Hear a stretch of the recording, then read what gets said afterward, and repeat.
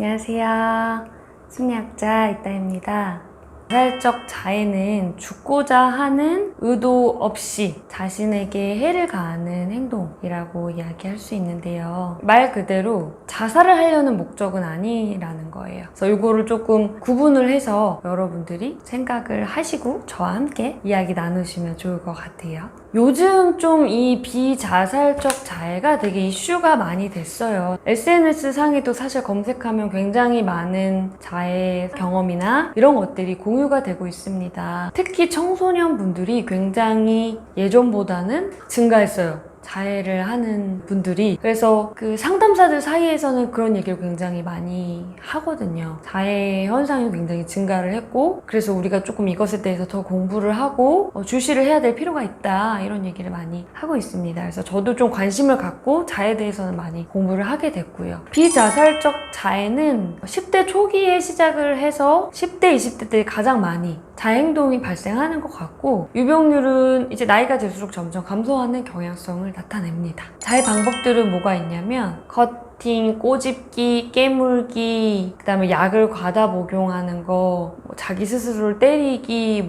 벽에 박기, 모발 뽑기, 이런 다양한 것들이 있어요. 근데 실제로 청소년들 사이에서는 가장 많이 보이는 것은 커팅이고요. 날카로운 것들로 이렇게 긋는 그 행동이 굉장히 많이 나타나고 있고, 두 번째로 제가 많이 보는 것은 약물 과다 복용입니다. 그래서 실제로 제가 이렇게 만난 내담자분 중에서는 어떤 분들은 이렇게 글자를 새기고 이런 분들도 봤었어요. 굉장히 다양한 방식이 있는데 그 중에 이제 조금 많이 하시는 방식들은 이런 것들이 있습니다. 그럼 도대체 자해를 왜 하느냐라는 건데요. 제가 실제로 경험을 했을 때에는 정서 조절의 그 목적이 굉장히 큰 것 같았어요.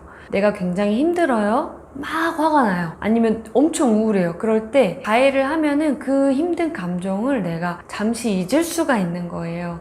왜냐면 몸이 아프니까 마음이 아픈 게 사실 잘 안 느껴지잖아요. 그래서 내가 딱 해봤는데 그 순간에 되게 힘든 거를 잊을 수 있었어. 그럼 다음에도 그런 행동이 반복될 수가 있고, 나중에는 이제 습관처럼 하게 될 수가 있는 것이죠. 이런 조절의 목적으로 나타나는 경우가 굉장히 많고, 그리고 자기 처벌의 이제 목적이 있습니다. 나는 벌받아야 마땅한 애야. 나는 사랑받을 자격이 없어 라는 생각, 그러니까 자신을 굉장히 사랑스럽다고 느끼지 않고 죄스럽게 느끼고, 그런 경우에 자해를 하는 경우가 꽤 많았어요. 그리고 이전 영상에서도 말씀드렸다시피 타인을 통제하고자 하는 동기를 가지고 자해가 나타나기도 해요. 왜 우리 뉴스나 뉴스 기사나 이런 데서 많이 봤잖아요. 헤어지자고 하면 갑자기 죽는다고 한다든지, 약물을 과다 복용한다든지, 자해를 해가지고 어떤 상황에서 싸움을 조금 마무리한다든지, 이렇게 내가 어떤 원하는 것을 타인에게 얻기 위해서 그 수단으로서 자해를 하는 경우도 꽤 많이 있습니다. 또 제가 실제로 내담자를 통해서 들은 것은 아니지만 논문들을 좀 살펴보니까 자극 추구, 이렇게 그것을 때 느끼는 어떤 자극이나 쾌감이나 그런 것들 때문에 하게 되는 경우도 있다고 합니다. 그리고 너무 자기가 공허하고 무감각하기 때문에 좀 감각을 느끼고자 자해 행동을 하는 경우도 있다라고 나와 있습니다. 그래서 저는 비자살적 자해를 하는 내담자 분들이 내방했을 때 우선은 놀라지는 않아요. 왜냐면 그것에 놀라거나 그걸 조심스러워하면 그거에 대해서 개방하거나 솔직하게 얘기하기 어려울 수 있거든요. 그래서 침착하게 듣고 어떤 방식으로 하는지, 어떤 빈도로 하는지, 그리고 어떤 상황에서 내가 하게 되는지, 자해에 관련된 자세한 질문들을 통해서 그분의 어떤 패턴 같은 거를 조금 확인을 해보고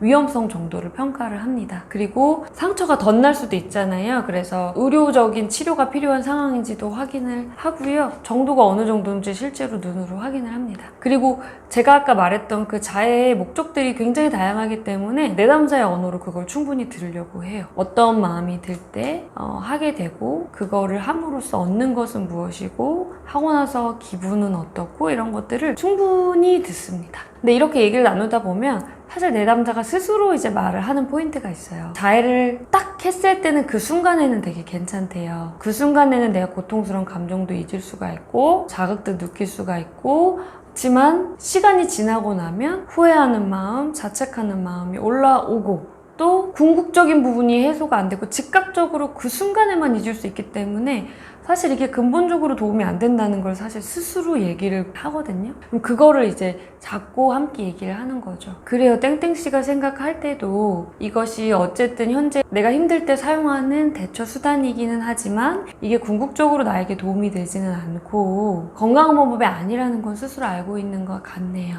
그러면 어떤 방법들이 있을까요? 라고 하면서 대처 방안들을 함께 의논을 해봅니다. 그래서 주로 많이 사용하시는 게 내가 그런 충동이 막 올라왔을 때 밖으로 나간다든지 믿을 수 있는 친구랑 통화를 한다든지 이런 방식들을 주로 많이 건강한 대처 방안으로 사용을 하시는 것 같아요. 저도 위험한 물건이나 이런 거는 최대한 치우도록 얘기를 하고 또 약물 같은 거는 부모님께서 한 번에 하나씩 줄 수 있도록 조금 말씀을 드리는 편입니다. 상담을 하다가 이 친구가 비사사적 자해를 지금 하고 있다라는 걸 어느 순간 오픈을 하게 되면 그 다음부터는 주기적으로 체크를 합니다. 그동안 자해를 했는지, 했다면 몇 번을 했는지, 어떤 순간에 했는지. 그러다 보면은 너무 신기한 게 내담자가 알아서 줄여 나가시더라고요. 그리고 기억에 남는 그 얘기가 있는데 제 내담자분 중에 한 분은 이런 얘기를 하셨었어요. 청소년 분이셨는데 상담이 이제 한 중반 정도 들어섰을 때쯤